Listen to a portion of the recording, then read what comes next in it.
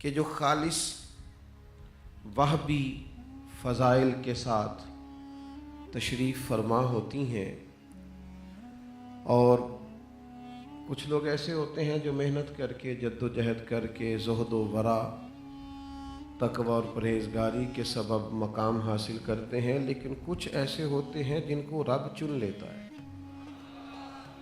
ان کا انتخاب فرماتا ہے۔ امام علی مقام امام حسین رضی اللہ تعالی عنہ پھولوں سے زیادہ خوشبودار، چاند سے زیادہ روشن اور صبحوں کے اجالے سے زیادہ تابناک سیرت رکھنے والی شخصیت کا نام ہے۔ امام حسین رضی اللہ تعالی عنہ کے لیے ایک تو یہ کہ ان کا صبر، ان کی استقامت، ان کا حوصلہ، ان کا حق کے لیے ڈٹ جانا، ان کا باطل کی کمر توڑ دینا، قیامت تک کے ہر باطل کے لیے ان کے نام ہی کا کافی ہو جانا، یہ ساری باتیں اپنی جگہ پر، لیکن کسی محب کے لیے وہ لوگ بھی بڑے قیمتی ہوتے ہیں جو محبوب تک پہنچنے کا ذریعہ ہوتے ہیں۔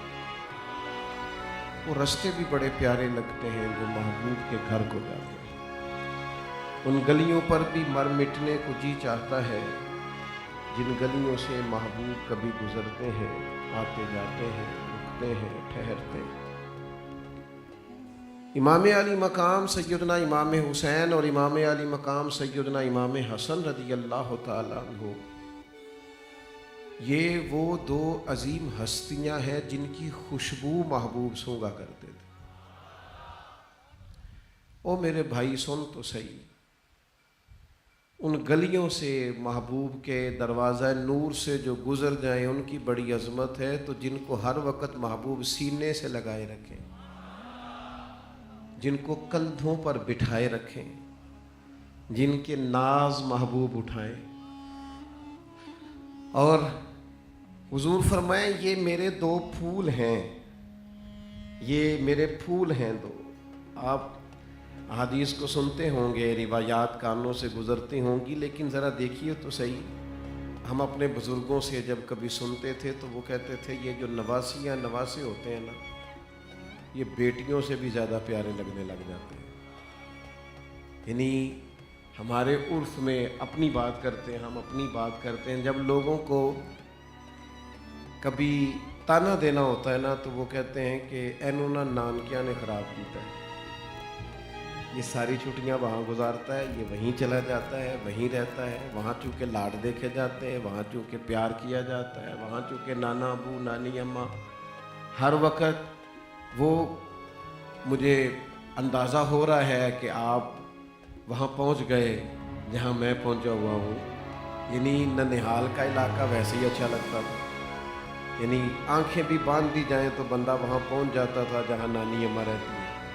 وہ ایک قلبی کیفیات انسان کی ایسی ہوتی ہیں، یہ تو میری اور آپ کی بات ہے، بلا مثال و بلا تشبیہ۔ حضرت عمر نے جناب عبداللہ ابن عمر سے کہا تھا، پتر حسنین تو وہ ہیں جن کی نانی کا نام ختیجۃ الکبریٰ ہے اور نانا کا نام محمد مصطفیٰ ہے۔ کیسے کوئی مثال پیدا کرے گا؟ اور پھر رسول اللہ صلی اللہ تعالی علیہ وسلم کا تو انداز سب کے لیے رحمت والا، کرم والا، عطا والا، نگاہ کرم والا، سب کے لیے، اور ان دونوں کو محبوب نے فرمایا یہ میرے دو پھول ہیں، اور فرمایا یہ دونوں میرے بیٹے ہیں کیونکہ میری بیٹی کے بیٹے ہیں۔ تو محبوب کریم علیہ الصلاۃ والسلام ان کی عظمتیں اور شانیں بیان کرتے کرتے فرمانے لگے یہ تو ان کا دنیاوی مقام ہے نا، کہ تم ان کی فضیلتیں، عظمتیں، شانیں، بلندیاں، یہاں جو دنیا لوگ جن چیزوں کو دیکھتی ہے وہ تم دیکھ رہے ہو، دنیاوی نظر سے جو لوگ دیکھتے ہیں، تقویٰ، پرہیزگاری، استقامت، صبر، شکر، یہ تم دیکھ رہے ہو، یہ تو دنیا جس کو دیکھتی ہے وہ ہے نا۔ فرمایا ایک ان کا اخروی مقام ہے، وہ کیا ہے؟ فرمایا جنتی جوانوں کے سردار ہیں دونوں، جنتی جوانوں کے بھی سردار، نبی پاک صلی اللہ تعالی علیہ وسلم جن لوگوں کی عظمتوں کو اس حال میں حضور علیہ الصلوۃ والسلام اکثر باقاعدہ گھر تشریف لے جاتے اور رات قیام کرتے سیدہ پاک کے گھر میں، اور شہزادوں کو دائیں بائیں لٹاتے، حضور اپنے کندھوں پر سواریاں کراتے. او یار، آپ کا کیا خیال ہے کہ یہ بڑا کوئی سادہ سا عنوان ہے، اشتہار پہ لکھ دینا محفل ذکر حسین؟ آپ کا کیا خیال ہے کہ یہ آپ کوئی کسی روایتی مجلس میں آئے بیٹھے؟ آپ کا کیا خیال ہے کہ وہی کوئی خاص مخصوص سا رنگ ہے، وہی ایک انداز ہے؟ اس محفل کے سجانے کے پیچھے وہ حکمت ہے کہ رسول کریم علیہ الصلوۃ والسلام نے ہاتھ اٹھا دیے تھے دعا کے لیے، ہاتھ اٹھا کے دعا کے لیے کہا، اے اللہ یہ میرے حسن اور حسین ہیں، میں ان دونوں سے محبت کرتا ہوں، تو بھی ان سے محبت فرما، اور جو ان سے محبت کرے تو ان سب سے محبت فرما. او میرے بھائی، ہم نے تو کسی خاص مقصد کے لیے اس عنوان کے زیر سایہ بیٹھنے کا فیصلہ کیا. یہاں تو کوئی خاص لالچ کار فرما ہے، یہاں تو محسوس ہوتا ہے کہ ان کا ذکر چلنے لگتا ہے تو رحمت اپنا رخ ادھر کرنے لگتی، محسوس ہوتا ہے کہ ان کا ذکر چھڑتا ہے تو ٹھنڈی ہوائیں بھی ادھر کو رخ پھیر لیتی ہیں، یوں لگتا ہے جیسے موسم بھی فیض لینا چاہتا ہے. آپ کبھی اندازہ کریں نا حسنین کریمین کی محبت کا، ان کے انداز کا، ان کے آنے جانے کا، کہ حضرت مولا علی شیر خدا شہزادوں کے ساتھ گزر رہے ہیں تو حضرت ابو بکر صدیق رضی اللہ تعالیٰ عنہ دیکھ کے کہنے لگے، علی ایک بات کروں؟ کہا کیجئے. فرمایا ان شہزادوں کے چہرے آپ پر نہیں ہیں، یہ تو سارے کے سارے مدینے والے محبوب پر. یہ تو سارے آپ دیکھ لیں نا، ہمارے اور آپ کے گھروں میں ہوتا نہیں کہ نانا ابو پہ چلا گیا، یہ دادا پہ چلا گیا، یہ سارا ناک تو اس کا جو ہے وہ چچا پہ ہے، اور اس کی ادائیں جو ہیں وہ دیکھو کیسی اپنے والد سے ملتی جلتی. حضرت ابو بکر صدیق رضی اللہ تعالیٰ عنہ فرمانے لگے، سارے کے سارے ان کے رخسار بھی، لبہائے لالی بھی، ان کی پیشانی کا نور بھی، اٹھنا بھی، بیٹھنا بھی، چلنا بھی، یعنی دونوں کو اکٹھا کریں تو صورت مصطفیٰ بن جایا کرتی. او میرے بھائی، کشش دیکھ اس پیار کی، رنگ دیکھ اس پیار کا. حضرت عثمان غنی فرماتے، مجھے وہ دن یاد ہے کہ جب دونوں شہزادے ذرا دیر سے حجرے سے نکلے تھے تو محبوب نے مقدس گھٹنے زمین پہ رکھ دی اور بازو کھول دی. یہ کوئی میں کسی عام نانا اور نواسا کا پیار بیان نہیں کر رہا، یہ ان کی بات کر رہا ہوں جن کا ہر کام وحی خدا ہے. ان کی بات کر رہا ہوں کہ جن کا اشارہ کر دینا سند ہے، قیامت تک کوئی توڑ نہیں سکتا. اور محبوب پاک علیہ السلام کا ان سے پیار کرنا، ان کا ذکر کرنا. روز سنتے ہو باتیں، لیکن ان کا مزہ بھی کبھی تنہائی میں لے کے دیکھو. کبھی ان کی کیفیت بھی ہوتے ہیں کچھ رشتے، مطلب ان میں شدت بڑی ہوتی، کیف بڑا ہوتا ہے. میں آپ کو اکثر دیہاتی مثالیں دیتا رہتا ہوں، پھر دیتا ہوں. کبھی کبھی دوستوں میں کوئی گفتگو ہو جاتی، بات ہو جاتی، تو کوئی کسی کے والد پر یا دیہاتی ماحول میں یا خاندان پر اعتراض کرتا تو ان پڑھ سادہ اور چھوٹا بچہ بھی کہتا، گھر تک نہ جائیں بھائی، وہ میری ریڈ لائن ہے. چلیں بعد میں دولت آ گئی، حالات اور ہو گئے، بھائی سے ہی رٹا شروع ہو گیا، جائیداد کا بات الگ ہے. لیکن سارے دکھ آزمائشیں سہنے والا بھائی اور ساری دھوپ اکیلے برداشت کرنے والا بھائی، ہلکا سا کسی نے اس کے بھائی کو تھپڑ لگا دیا تو اس کا جوش، اس کا رنگ، اس کی آنکھوں کی سرخی اور اس کا غصہ سنبھالا نہیں. وہ تو میرے پرانو مارے، میری جرت کیسے ہوئی؟ میرے بھائی کی طرف تو میں آنکھیں نکال دوں گا، تو ایک دفعہ تو صحیح. اور کئی لوگ سنبھال نہیں، یار تو بردبار آدمی ہے. اس نے کہا تو ٹھیک ہے، پر اس میرے پرا لگ چکی ہے. او بھائی تو حلیم ہے، سیانا ہے، پڑھا لکھا ہے، لیکن کہتا نہیں تو یہ میرے رشتے کا نہیں پتا، میرے ساتھ جو کرتا میں قبول تھا، پر میرے بھائی کی طرف یہ کیسے ہو گیا؟ رشتوں میں حساسیت ہوتی ہے، وہ حساسیت درد پیدا کرتی ہے. وہ حساسیت جذبہ پیدا کرتی، وہ حساسیت جلال پیدا کرتی، وہ حساسیت، وہ جو باپ اپنے بیٹے کو 2 تھپڑ مار کے ساتھ والے کمرے میں جا کے رو پڑتا ہے نا، غلطی بیٹے نے کی تھی، تھپڑ بنتے تھے، لیکن وہ جو ساتھ والے کمرے میں جا کے رویا، مانا یہ ہے کہ پیار بڑا زیادہ کرتا ہے، بیٹا اچھا بڑا لگتا ہے، اس کا دل نہیں کرتا تھا، مجبوری تھی 2 لگانے کی۔ رشتوں میں حساسیت ہے، یہ میں آپ کی اور اپنی بات کر رہا ہوں، بلا مثال بلا تشبیہ، کوئی ہاں مثال فٹ نہیں ہوتی، پر خدا را میرے دوستو، ان حدیث کے ان لفظوں کی حساسیت کبھی نہ بھولنا۔ جتنے مرضی لوگ دنیا میں آئے، کلام کریں، گفتگو کریں گے، تقریر کریں گے، واعظ کریں گے، نصیحت کریں گے، لیکن رسول کائنات محبوب کریم علیہ السلام کا یہ فرمان قیامت تک اپنی جگہ پر حساسیت سے قائم رہے گا۔ میرے رسول نے فرمایا، حسین منی وانا من الحسین۔ تم ان جملوں کی کتنی کو تشریح کرو گے، تم نہیں کر سکتے، اس فکرے پر تم کتنا کو کلام کرو گے، کر نہیں سکتے۔ کہاں کھولو گے، کہاں رکو گے، کہاں آگے بڑھو گے؟ کہا حسین منی، اسے سائیڈ پہ سمجھنا ہی نہ، بیگانہ سمجھنا ہی نہ، حسین تو مجھ سے ہے، وانا من الحسین، اور میں، او میرے بھائی، اتنی حساسیت، یہ مجھ سے ہے اور میں۔ بول پڑے نا فاضل بریلوی، کہنے لگے کیا بات رضا اس چمنستان کرم کی، یہ زہرا ہے کلی جس میں حسن اور حسین پھول۔ میرے عزیز فرمایا یہ دونوں، یہ میرے پھول ہیں، خاص قسم کی اپنے دل میں جگہ بنانا حسنین کریمین کے لیے۔ تمہارے چہرے کا رنگ بدل جائے جب ان کا نام آئے، جب میرے رسول پاک کی شہزادی کا نام آئے تو تمہاری آنکھیں حیا سے جھک جائیں، جب حضور کے شہزادگان کا تذکر آئے حسنین کریمین پہ تو تمہارا وجود خود بخود سمٹنا شروع ہو جائے، تمہاری آنکھیں خود بخود درد کے ساتھ اپنی کیفیات بدلتی ہوئی دکھائی دیں۔ اسے تقریروں کا موضوع نہ سمجھنا، جلسوں کا عنوان نہ سمجھنا، شعراء کا ادب نہ سمجھنا، یہ اچھے ادیب کا اچھا لکھاری ہونا اور اچھے خطیب کی خطابت نہ سمجھنا۔ حسنین کا پیار ایمان ہے، حسنین کی محبت دین ہے، حسنین کے نام پہ لنگر بانٹنے والا تمہیں پتہ ہی نہیں محبوب تم سے پیار کتنا کریں گے، ان کی یادوں میں آ کے بیٹھنے والا تمہیں پتہ ہی نہیں حضور اس سے راضی کتنے ہوتے ہیں جو حضور کے حسنین کا تذکرہ کرتے ہیں۔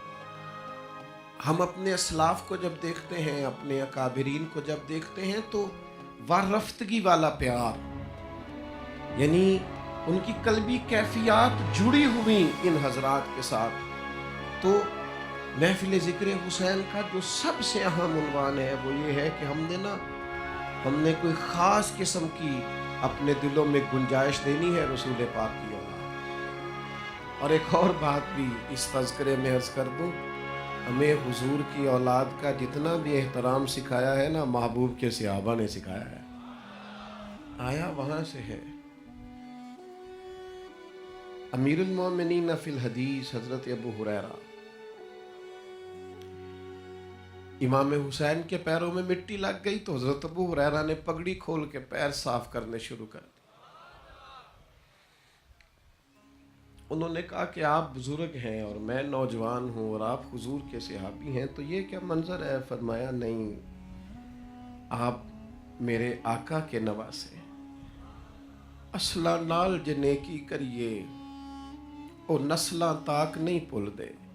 او بھائی، ہم تو وہ لوگ ہیں جو اپنے اساتذہ کے بچوں کا احترام کرتے ہیں، جن گھروں سے نمک کھایا ہے نا، انہوں نے 2 لفظ پڑھنے لکھنے بولنے سکھائے ہیں، دل کرتا ہے ان کی اولاد کا، ان کی پوتوں کا، ان کے۔ ہم تو اپنے مرشدان گرامی کی اولادیں آئیں تو کوشش کرتے ہیں کہ ذرا تھوڑا سا استقبال کا رنگ بدلے، محسنوں کی اولاد ہے، تو جب ہم اپنے محسنوں کی اولاد کا اتنا قدر کرتے ہیں تو جو رسول پاک کی اولاد ہے، جو نبی پاک علیہ السلام کی اولاد ہے، اس لیے ان کو کبھی بھی تقریروں کا عنوان یا خطبوں کا عنوان سمجھ کر نہیں، روایتی محفلیں نہیں، اس میں خاص ذوق ہو، خاص درد ہو، اس کے اندر آپ کی کیفیات کا رنگ تھوڑا انوکھا ہو، آپ کے جذبات محبت تھوڑے انفرادی ہوں، نہیں آپ محسوس کریں کہ آپ کے وجود پر بجلیاں دوڑتی ہیں جب ان پاک باز لوگوں کا نام لیا جاتا ہے، جب ان کے تذکرے کیے جاتے ہیں، جب ان کے لیے کوئی جملہ بولا جاتا ہے، تو میں آپ کی خدمت میں پہلی بات تو یہ عرض کروں گا کہ خاص محبت حسنین کے ساتھ، اور پھر یہ کہ آخر ہم نے ان سے سیکھنا بھی تو ہے نا، آخر ہم نے زندگی کے شب و روز میں انہیں اپنا مقتدا بھی تو مانا ہے نا۔ حضور نے فرمایا 2 چیزیں چھوڑ کے جا رہا ہوں، تھامے رہو گے تو گمراہی قریب نہیں آئے گی، ایک کتاب چھوڑ کے جا رہا ہوں اللہ کی، اور ایک اپنا خاندان چھوڑ کے جا رہا ہوں۔ ایک چیز بڑی مشکل ہے پر بڑی ضروری ہے، بڑی اہم ہے لیکن تھوڑی کٹھن ہے، وہ کیا ہے؟ وہ صبر ہے۔ صبر ایک نہایت مشکل کام ہے۔ خود قرآن نے کہا وَاسْتَعِينُوا بِالصَّبْرِ وَالصَّلَاةِ وَإِنَّهَا لَكَبِيرَةٌ إِلَّا عَلَى الْخَاشِعِينَ۔ صبر اور نماز سے مدد لینا پر ہے یہ مشکل، لیکن جو رب سے ڈرے اس کے لیے مشکل نہیں ہے۔ مشکل صبر اور نماز، لیکن تمہیں ملے گا کیا اگر تم صبر اور نماز سے مدد لو گے؟ یا ایھا الذین آمنوا استعینوا بالصبر والصلاۃ، اے ایمان والو صبر اور نماز سے مدد مانگو۔ پتہ ہے نتیجہ کیا نکلے گا؟ تم نے صبر کیا تو ہر عمل کی سزا جزا ہوتی ہے، تم نے اب صبر کیا، بہت بڑا عمل کیا، تو جزا کیا ملے گی؟ ان اللہ مع الصابرین۔ اللہ فرماتا ہے تم رب کو ان کے ساتھ پاؤ گے جو صبر کرتے ہیں۔ اللہ صبر کرنے والوں کے صبر کی جزا رب کی معیت ہے، یعنی اعمال پر جنت ملتی ہے، صبر کرنے سے جنت والا رب ملتا ہے۔ میں نے بہت بڑی بات کر دی ہے، میں کوئی تشریح نہیں کرنے والا اس کی۔ معیت الہی صابرین کا مقدر ہے، معیت نبی پاک علیہ الصلوۃ والسلام سے پوچھا گیا سب سے زیادہ آزمائشیں کن پہ آتی ہیں؟ فرمایا انبیاء۔ حضور اس کے بعد فرمایا اس کے بعد بقدر دین، جتنا کسی کا دین سخت ہوتا ہے، جتنا کوئی دین زیادہ رکھتا ہے، اتنی آزمائش زیادہ۔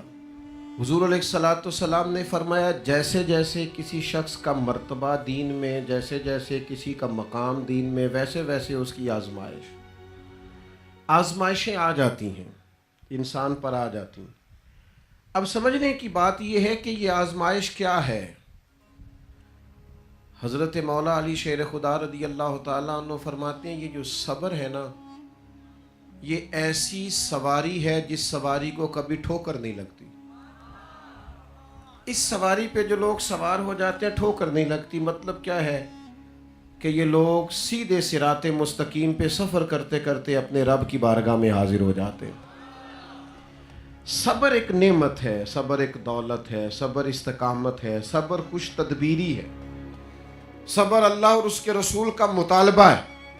صبر کے ساتھ، حوصلے کے ساتھ آگے بڑھنا، جیسے جیسے کوئی دین میں مضبوط حدیث پاک موجود ہے، اب آپ اس حدیث کی روشنی میں دیکھیے نا کہ امام حسین کا صبر کس طرح کا ہوگا، جنہوں نے بچوں کی شہادتیں بھی دیکھی، خدام غلاموں کا شہید ہونا بھی دیکھا، خود بھی راہ خدا میں سارا کچھ پیش کیا، تو حدیث بتاتی ہے پھر اللہ تعالیٰ نے انہیں دین میں کتنا مقام عطا فرمایا ہوگا، کیا پھر ان کے مقامات ہوں گے۔ صبر آپ کو سیکھنا ہے، اور حضور کی اولاد پاک کی زندگی سے، اسوہ نور سے جو چیز سب سے زیادہ ملتی ہے وہ صبر ہے۔ میں آپ کی خدمت میں ایک بات عرض کروں،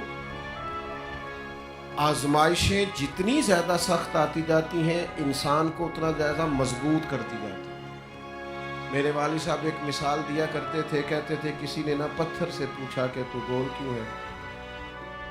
اس نے کہا لوگوں نے ٹھوکریں بڑی ماری ہیں۔ کسی نے ادھر سے ماری, کسی نے ادھر سے ماری, تو کھا کھا کے نا تو میں پھر سارے کا سارا گول ہو گیا, سخت ہو گیا. ٹھوکریں جو بڑی لگی, ٹھوکر لگتی ہے تو انسان ہم نا تھوڑی آسودہ زندگی کے قائل ہو گئے, مشکلات کے قائل نہیں. ہمارے اسلاف فرمایا کرتے تھے جس کے استاد اسے مشکل میں رکھیں اور جس کے پیر اسے مشکل سے مشکل کام بتائیں, معنی یہ ہے کہ بڑے سے بڑا درجہ دینا چاہتے ہیں, اس سے کچھ کام لینا چاہتے ہیں. لیکن چونکہ ہماری سوسائٹی میں, ماحول میں ایک طبیعت لوگوں کی بن گئی ہے کہ وہ ذرا سی مشکل پر گھبراتے ہیں, ہاتھ پیر پھولنے لگتے, تکلیف نہیں سہ سکتے. انتظار, ٹھہراؤ, بردباری, صبر, یہ لوگوں کی زندگیوں سے رخصت ہو گیا. صابرین کا درجہ بہت بڑا ہے. اب دیکھیے امام حسین رضی اللہ تعالیٰ عنہ سے پہلے ان کے صاحبزادے ان کے سامنے شہید ہو گئے. نبی پاک علیہ السلام کا فرمان صحیح حدیث میں موجود ہے. حضور فرماتے ہیں جب اللہ تعالیٰ کسی کے بچے کا انتقال ہوتا ہے نا اس کی موجودگی میں, تو اللہ تعالیٰ فرشتوں سے فرماتا ہے تم میرے بندے کے جگر کا پھل لے آئے ہو. وہ کیا کہتا تھا؟ اس پر سب سے بڑی آزمائش آئی, اس کا بیٹا اس کی زندگی میں چلا گیا. تو اس نے کیا کہا؟ تو فرشتے عرض کرتے ہیں مالک, ایک تو اس نے انا للہ و انا الیہ راجعون پڑھا, اور اس حال میں بھی کہ ہم اس کا بیٹا لے آئے ہیں وہ پھر بھی اپنے رب کی تعریف ہی کر رہے ہیں. وہ تیری حمد بیان کر رہا تھا. تو حضور علیہ السلام فرماتے ہیں, رب فرماتا ہے پھر اس کے لیے جنت میں ایک گھر بنا دو اور گھر کا نام بھی بیت الحمد رکھ دو. اس نے پھر بھی میری حمد کی ہے, میں نے اتنی زیادہ آزمائش دی, اتنی زیادہ, پھر بھی حمد ہوتی رہی. میں پھر عرض کروں گا اس حدیث کی روشنی میں بھی ذرا امام حسین کو دیکھیے گا. بیٹا لے آئے ہو تو پھر بھی حمد کرتے تھے, جنت میں گھر بناؤ اور گھر کا نام بیت الحمد رکھو. تو امام حسین نے تو سارا گھر دینے کے بعد حمد اس طرح کی کہ ساری سجدے میں رکھ دیا, اللہ کی تعریف اس طرح کی کہ پھر سر جھکا دیا. تو پھر ان کا اجر تو محبوب نے پہلے ہی بتا دیا تھا کہ یہ جنتی نہیں صرف یہ تو جنتی جوانوں کے بھی سردار ہیں, یہ سردار ہیں, امامت ہے ان کے پاس جنت. میرے عزیز, ہم نہ آہستہ آہستہ ٹوٹ رہے ہیں, ذہنی طور پر قوم بکھر رہی ہے. کوئی بھی ایک منفی بات آپ سوسائٹی میں چھوڑ دیں وہ بڑی جلدی پروان چڑھنے لگتی ہے. ہمارے لہجوں سے, ہمارے لفظوں سے, ہماری ملاقاتوں سے بے صبری چھلکتی ہے. ہمارا روزمرہ کا انداز بتاتا ہے کہ جس چیز کی سب سے زیادہ ضرورت ہے وہ حوصلہ, تدبر, صبر, استقامت. امام حسین کے بڑے درجات تھے اور میں کہہ چکا ہوں کہ اللہ کے چنے ہوئے لوگ تھے, لیکن اس کے باوجود اللہ نے ایک نظم بنایا ہے, ایک ترتیب بنائی ہے. ایک اس کی حکمت کا تقاضا ہے کہ رب کے ہر بندے کو آزمائش سے گزرنا, وہاں سے ہو کر اسے اللہ کے حضور حاضر ہونا.